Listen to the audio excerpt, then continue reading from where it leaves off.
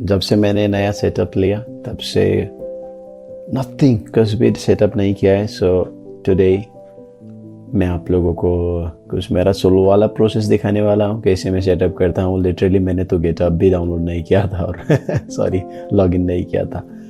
Then login करना, फिर मेरा एक वर्सल का अकाउंट भी है और गेट को डाउनलोड करना है।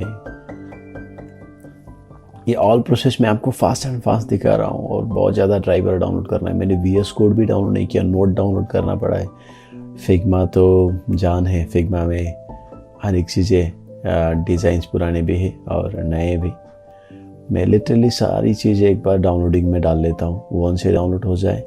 फिर मेरा एक मानना है कि कभी भी you can not be perfect in any language. आपको ना कोडिंग लैंग्वेज कैसे काम करता है वो सीखना, एक फंडामेंटल सीखना है। आपने एक बार काम कर लिया रिएक्ट के साथ में, तो आपको एक बात ध्यान में रखना है कि I have work with that and it will be perfectly good. तो मैंने क्या किया, एक रिएक्ट का एक ट्यूटोरियल खोल लिया, तो इसे मुझे आसान हो जाएगा। देन वर्सल का लॉगिन करना है, मैं वर्सल को लॉगिन कर लेता हूँ आराम से, इसका गेट पास यूज़ करके गिटहब का। और ज़्यादातर मैं डेटाबेस में पोस्टग्रेस यूज़ करता हूँ। पहले सबसे पहला मेरा डेटाबेस यही था, वहीं से मैंने सीखा। फिर बाकी में चेंज हुआ, लेकिन मोंगोडीबी भी बहुत अच्छा लगता है। It is very easy to manage all thing. But SQL में क्या होता है, सीक्वेंस एंड सिक्वल्स मैनेज करने में ना पोस्टग्रेस बहुत अच्छा लगता है मुझे। और पोस्टग्रेस में कुछ कुछ ऐसे फीचर्स है, पोस्टगीज हो गए और जियो लोकेशन के बहुत ज़्यादा चीज़ें हैं इसमें, बहुत एडवांस बना दिया पोस्टग्रेस को। अभी मैं आपको क्या बताऊं, मैंने कल ही ये सब डिज़ाइन किया था, टोटल मैंने रिकॉर्ड किया था, लेकिन हुआ क्या पता ही नहीं चला। मैंने विंडोज़ का डिफ़ॉल्ट रिकॉर्डर यूज़ कर रहा था, मुझे पता ही नहीं चला कि वो क्रोम अकेला रिकॉर्ड हो रहा था। और लिटरली ये जितना भी दिख रहा था, डिज़ाइन करता हुआ दिख रहा था ना, सब कोर्सर ही दिख रहा था। तो मैंने फास्ट फॉरवर्ड कर लिया। अब देख, वीटा से लोग पता नहीं इसको वाइट बोलते हैं, वीटा बोलते हैं, आई डोंट नो लिटरली। तो मैंने यहाँ से एक रिएक्ट टाइप को जनरेट कर लिया है और एक it will be like very fast forward, क्योंकि मुझे ये वीडियो 15 मिनट में ख़त्म करना है। अगर ये वीडियो का ट्यूटोरियल बनाऊंगा तो बहुत लंबा हो जाएगा। और लिटरली ना आने वाले दिनों में मैं एक पूरा सीरीज़ लॉन्च करने वाला हूँ एनिमेशन और इसको लेकर, कोडिंग लैंग्वेज को लेकर। मैंने इसीलिए बड़ा वाला PC खरीदा, मेरे लिए तो अच्छा झटका भी था, because without need any kind of big computer और बड़ा एकदम एक्सपेंसिव नहीं लगता इसलिए के लिए। तो मैंने इसी काम के लिए लिया कि एनिमेशन को एनहांस कर लूँगा और इन एनिमेशन के द्वारा आप लोगों को क्लासेस सिखा सकता हूँ। अब मैं साइड बाय साइड ये फिग्मा यूज़ कर लेता हूँ। ऐसा करने से है ना, सारे के सारे क्लासेस के स्टाइल और सब चीज़ें कॉपी करने को अच्छा होता है। कई ज़्यादा चीज़ें कॉपी हो जाते हैं और कई ज़्यादा चीज़ें ना ऐसा हावर करो तो ऑटोमेटिक पेस्ट हो जाता है। CSS में वन ऑफ द बेस्ट हो जाता है। अगर आपको सेम टू सेम कॉपी करना है, स्टाइलिंग, विड्थ और हाइट आपको मैनेज करना पड़ेगा, क्योंकि आपको इसको रिस्पॉन्सिव बनाना है। क्योंकि रिस्पॉन्सिव बनाने में उसका क्या होता है कि एब्सोल्यूट हाइट एंड विड्थ होता है, एक डेस्कटॉप का हाइट और विड्थ लेके। ये देखो कैसे दिख रहा है ऑटोमेटिक। जस्ट मैंने क्या बोलते हैं उसे टैप कर दिया, देन ऑटोमेटिकली सब ऑटो फिल हो गया। लिटरली मैं बस ये कर रहा था, ट्रायल ले रहा था कि ये काम कर रहा है कि नहीं। मैंने पहला सेटअप किया ना, तो पहली बार में एक बार देख लेना अच्छा रहता है काम कर रहा है कि नहीं। अब लैंडिंग कंटेनर का मैं एक फर्स्ट पेज लैंडिंग पेज बना लेता हूँ, ये वाला, test for your best future. Best all ना, मुझे ऐसा लग रहा है ये वाला फ़ोटो मिलेगा नहीं, तो मैंने फिर एक नया एक बच्ची का फ़ोटो ला के डाल दिया। वो अच्छा लगा मुझे, वो पढ़ाई कर रही है, because test for your best future है। बच्चे बचपन से ही पढ़ाई कर रहे हैं। लिटरली फास्ट फॉरवर्ड है, छोटा सा फॉर्म क्रिएट करना है मुझे, ड्रॉप डाउन क्रिएट करना है। ड्रॉप डाउन करने के बाद एक सबमिट का और स्टार्ट का बटन कर देता हूँ। तो ये क्या करेगा, स्टार्ट बटन क्या करेगा, इसको फॉरवर्ड करेगा, दूसरी जगह में रीडायरेक्ट कर देगा, फिर दूसरी जगह में द जेन्युइन टेस्ट चालू होगा। ये वाला क्लास, ये वाला ट्यूटोरियल मेरा ओनली IDE का है। फ्रंट एंड के लिए जो मैंने डिज़ाइन किया है ओनली है। मैं जब इसका प्रोग्रेशन और जावास्क्रिप्ट में काम करूँगा। नेक्स्ट क्लास में आऊँगा, मैं कोशिश करूँगा वो 8 ही मिनट का हो। मेरा एक प्रॉपर्स है कि हर दिन जो भी रिकॉर्डिंग करूँ ना 8 ही मिनट का होना चाहिए। ऐसा क्या होता है 15 मिनट, अरे भाई इतना लंबा नहीं देख सकते। एक बार देख लो, ये क्या होता है कॉपी एंड पेस्ट का फंडा है। सीधा तो एक बना लिया, एक करने के बाद सब कॉपी एंड पेस्ट कर दिया, एक सीधा फंडा है। अगर आप जब API यूज़ करने लगोगे तो API में तो आपको 2-3 ड्रॉप डाउन के ऑप्शन भी डालने की ज़रूरत नहीं पड़ेगी, वो ऑटोमेटिकली हो जाएगा। ये थोड़ा रिस्पॉन्सिवनेस चेक कर रहा था मैं, देखो थोड़ा रैप नहीं हो रहा है, यहाँ भी रैप होने लग गया है, तो ये अभी अच्छा लग रहा है और थोड़ा रिस्पॉन्सिव भी लग रहा है। थोड़े स्क्रीन मोबाइल में भी कोई देख लेगा तो कोई प्रॉब्लम नहीं रहेगा। वहाँ पे एक स्टार्ट बटन डाल के उसको, इसे तो मैं बटन भी कर सकता था, लेकिन इसमें इसे भी मुझे नेविगेशन देना है तो ये भी काम कर सकता है, कुछ प्रॉब्लम नहीं। But if you want to use button, the button will be best, क्योंकि बटन ही बेस्ट होता है। बटन के लिए बटन ही होना चाहिए क्योंकि एक डिवीजन को डिफाइन करता है। तो बटन इसमें अगर आप फिग्मा का प्लगइन इंस्टॉल कर लेते हो VS कोड में, तो सबसे बेस्ट यही होता है कि same to same style copy हो जाते हैं, वो भी आसानी से कॉपी हो जाते हैं। ऐसे में आपको बैकग्राउंड, लिनियर ग्रेडियंट और ये सब करने की ज़रूरत नहीं होती। थोड़ा मार्जिन पैडिंग अपने हिसाब से कर लो। और मेरे जब फर्स्ट वाला पेज लेआउट कर लिया, डिज़ाइन कर लिया, तो मुझे ऐसा लगा कि वो थोड़ा टाइम कंज्यूमिंग था। मैंने सोचा कि मैंने एक जो IDE बनाया है, एक ऐसे क्या बोलते क्या UI जनरेटर कहा है मैंने तो, लेकिन आपके कुछ भी कह सकते हो, एक विजुअल IDE है। आप जो भी सेम टू सेम जो भी देखोगे वही copy and paste, drag and drop होगा, सारा का सारा ड्रैग एंड ड्रॉप कर दो। और ऐसा करने से पहले तो नए लोगों के लिए कोई प्रॉब्लम नहीं है ये करने के लिए, लेकिन मैं ज़्यादातर ये रिकमेंड करूँगा कि आप परफेक्ट कोडिंग लैंग्वेज सीखो। ये क्या जुगाड़ है एक, और इजीने से ड्रैग एंड ड्रॉप करने से इधर का उधर ड्रैग एंड ड्रॉप हो जाता है, कॉपी एंड पेस्ट हो जाता है, डुप्लीकेट आराम से हो जाता है, विजुअली देखना पड़ता है, देखने को मिलता है। तो इसमें आपको बार बार स्विच करना नहीं पड़ेगा। अगर आपके पास 2 या 3 दो ड्यूल मॉनिटर है तो बेस्ट है। मैं इससे पहले लैपटॉप को एक्सटेंड करके इसमें मॉनिटर में यूज़ करता था।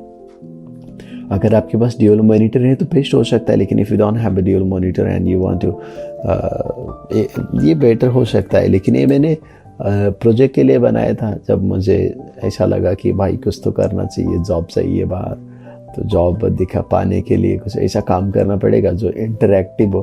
तो मैंने एक सोचा कि हम बार बार IDE क्यों यूज़ करें, VS कोड ही क्यों यूज़ कर रहे, कभी विजुअली कोड कर लेते। तो ये क्या कर लेते हैं, सारा का सारा कोड आपने कर लिया, सारी की सारी चीज़ें आपने बना लिया, एंड वहाँ पे जाके आपको जस्ट कॉपी एंड पेस्ट करना है। ब्यूटीफुल हो सकता है और ब्यूटीफुल भी है। मैं तो एक पीछे का जो रेफरेंस इमेज है ना, उसका ओपेसिटी कम है, इसे उसकी ओपेसिटी के हिसाब से यहाँ पे कुछ ऊपर के 3-4 बटन है, तो उन 3-4 बटन की मदद से मैं फटाफट कर लेता हूँ। ये देखो प्रीव्यू हो गया। तो ऊपर का जो आई वाला बटन है उसका प्रीव्यू करके मैं फटाफट से एक कर लिया मैंने, एक तो बना लिया। अभी एक बटन ऐड करना है, बटन भी कुछ नहीं कि डिवीजन से कर लेता हूँ मैं, लेकिन यहाँ पे कुछ और कस्टम HTML और स्टाइलिंग के HTML कोड को अपेंड भी कर सकते हैं। तो कस्टम में भी बेटर ऑप्शन है, लेकिन डिव से करने से मुझे एक R टाइप करता हूँ तो रेक्टेंगल हो जाता है, क्योंकि मैंने वो कीबोर्ड शॉर्टकट किया है। R टाइप किया, रेक्टेंगल हो गया, ब्राइट बैकग्राउंड सब मैनेज किया। और ज़्यादा मैंने इसमें कंप्लीट फ्लेक्स को किया है।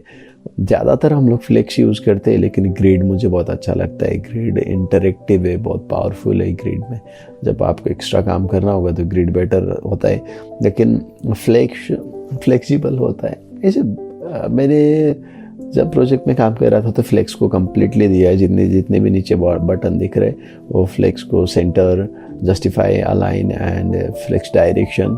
और एक कुछ देखते हैं, ब्लॉक में जाके आप कुछ ऑप्शन कर सकते हो, लेकिन ब्लॉक में जाओगे तो ये ऑटोमेटिक काम करना बंद कर देंगे, डिस्प्ले टाइप चेंज करोगे तो। सीधा सा है, फंडामेंटल इजी है। मुझे ज़्यादा टाइम नहीं लगा, और अवश्य किसी को भी ज़्यादा टाइम नहीं लगेगा। विजुअली आपको अपनी आंखों से देखना है। लेकिन मैं ऐसे बोल सकता हूँ जो इसने कोई कोडिंग लैंग्वेज पढ़ा भी नहीं है वो भी आके इधर कर सकता है। एक ऐसा मैंने आईडी बनाया है। पूरा कॉपी एंड पेस्ट करेंगे तो एक जगह में आके कंपाइल हो जाता है, और CSS और HTML ऑटोमेटिकली अलग अलग हो जाता है। और मैंने यहाँ पे एक बटन ऐड कर दिया है, वो बटन क्या करता है स्पेशली, देखो यहाँ पे JSX का बटन है, वो JSX का बटन ऑटोमेटिकली JSX में इसका फ्रंट एंड का डिज़ाइनिंग, तो JSX में मैंने कन्वर्ट करने का बटन कर दिया, जो क्लास को क्लास नेम कर लेता है, स्टाइल्स को डबल कर्ली ब्रश में रख देता है। तो ये इजी टू यूज़ कर दिया मैंने अपने हिसाब से। और मैंने पहला पेज बना दिया है और second page same copy and paste है, क्योंकि पहला पेज में क्या करना है, मुझे पेपर्स दिखाना है, क्वेश्चन दिखाना है, और सेकंड पेज में करेक्ट आंसर्स दिखाना है, जो कौन सा करेक्ट था, आपने कौन सा करेक्ट, ये MCQ है, कौन सा करेक्ट था, आपने कौन सा रॉन्ग किया। जैसे आप अगर यूडेमी में कभी आई एम सॉरी ऑपोक्स में कभी आपका ऐसा पेपर्स हुआ होगा, कभी आपने ट्रायल दिया होगा, या तो लिंक्डइन में अभी कभी एग्जाम्स होते हैं ना, तो ऐसा क्या होता है कि MCQ आता है, वही MCQ है, टोटली MCQ है, लेकिन मैं यहाँ पे ChatGPT का मदद लेने वाला हूँ, देखता हूँ उसके API कैसे मैं यूज़ कर सकता हूँ। अगर API यूज़ कर पाया तो बेटर रहेगा, लेकिन API यूज़ नहीं कर पाया, क्योंकि मुझे फ्री टू यूज़ करना है, सस्ता मतलब फ्री में होना चाहिए काम। और मकसद क्या है कि 9th ग्रेड का साइंस सब्जेक्ट, मतलब साइंस सब्जेक्ट के चैप्टर 1 के सारे क्वेश्चन ऑटोमेटिकली यहाँ पे आ जाने चाहिए, और आंसर्स भी ऑटोमेटिकली सेट। मैं आपको फंडामेंटल दूसरे वीडियो में बताऊंगा कि ये कैसे काम करने वाला है। लिटरली अभी तो मैं हिस्ट्री पेज कर लेता हूँ। मुझे पिछली बार मैंने वहाँ पे अपने बनाए वाले IDE में किया, लेकिन इस बार ज़्यादा कुछ खास नहीं था, तो फटाफट से इसी में कर लेते। इसमें कुछ इम्पोर्टेंट पार्ट है, जैसे आपको एक बात दिख रहा है ना, मैं कितनी बार साइड बाय साइड कर रहा हूँ, ये इतना अच्छा तो मुझे नहीं लग रहा है, लेकिन ऐसा टैब करना पड़ता है, विंडो चेंज करना पड़ता है कि भाई हुआ है कि नहीं। थोड़ा जब प्रॉब्लम को पता है, जब आपका मार्जिन और पैडिंग और कुछ चीज़ों में, ये देखो यहाँ पे ना पकड़ ही नहीं रहा था मेरा स्ट्रॉन्ग। मैं सोच रहा था ये स्ट्रॉन्ग क्यों नहीं हो रहा है, क्यों नहीं ले रहा, लेकिन बाद में मुझे पता चला कि भाई मैंने तो गलत जगह में CSS डाल दिया था। और एक एरो भी इंपोर्ट करना है मुझे, एरो यूज़ कर लेता हूँ मैं थोड़ा सा ऐसा। भाई ये बाण है, तीर है, आप अपने रिजल्ट में जा रहे हो, लिटरली जस्ट ओके। तो एक साइड में राइट साइड में एरो यूज़ कर लेता हूँ। UI को थोड़ा ब्यूटीफुल बना सकते हैं। और कुछ अभी फुल मार्क और इसका मैनेज हो गया, क्योंकि मैं गलत जगह में डाल दिया था मैंने उसको स्टाइलिंग। और थोड़े नहीं, जब मैंने स्पेस बिटवीन किया ना, ये थोड़ी अलग जगह में हो गए, तो मैं इसको क्या कर लेता हूँ, एक डिव के अंदर रैप कर लेता हूँ, फिर उसके बाद फटाफट से साइड बाय साइड देख। कभी अपने ही कोड में उलझन हो जाता है, अपनी कोड में उलझ जाते हैं हम, लेकिन कुछ नहीं, ये सब होता रहता है भाई, कोडिंग लाइफ है। यहाँ पे अभी क्या प्रॉब्लम हुआ मुझे पता ही समझ में नहीं आया। ये वीडियो में मैंने जितना भी दिखाया आपको, एक थोड़ा सा फंडामेंटल था, मैंने कैसे फ्रंट एंड को डिज़ाइन किया। मैं बैक एंड के कुछ चीज़ें क्लियर करूँगा, मैं कैसे काम करता हूँ, कैसे प्लान करने वाला हूँ। और नेक्स्ट वीडियो में मिलेंगे हम। सॉरी मैंने इस वीडियो को लेंथी कर दिया, लेकिन अगला वीडियो से मैं कोशिश करूँगा कि वीडियो 8 मिनट से लंबा नहीं होना चाहिए, क्योंकि बोरिंग लगने लग जाता है 8 मिनट से लंबा भी हो जाए तो। ओके बाय, तब तक के लिए।